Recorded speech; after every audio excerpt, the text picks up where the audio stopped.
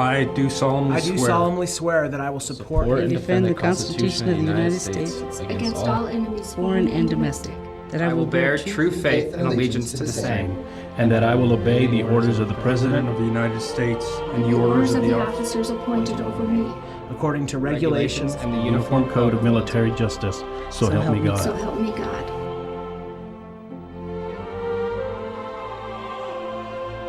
From the moment they put on the uniform, the personal dreams of men and women in the armed forces are put aside, and the interests of the United States of America become paramount in every area of their lives.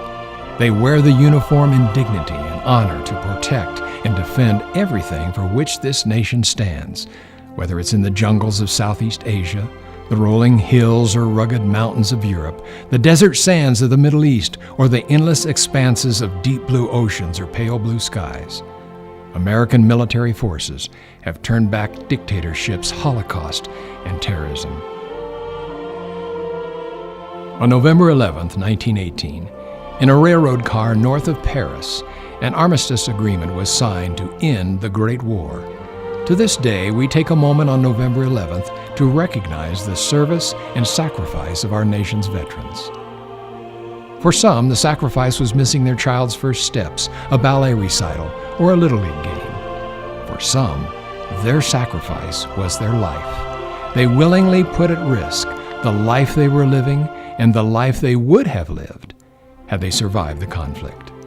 And theirs isn't the only sacrifice. The families and friends of men and women in service to this great nation also sacrificed precious time with loved ones. For those who were lost, we will not forget. For those who came home, we cannot begin to express how thankful we are that you did.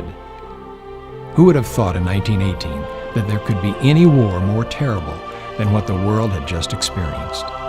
The narrative of the last century repeats the story all too well.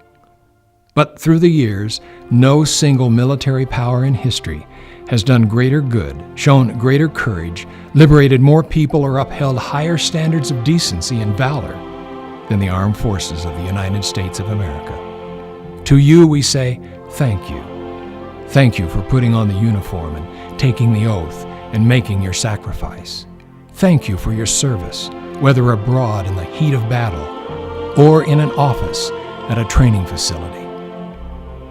There is no mystery behind the endurance and the success of American liberty. It is because in every generation, from the Revolutionary period to this very hour, brave Americans have stepped forward and served honorably in the armed forces of the United States. Every one of them deserves the thanks and the admiration of our entire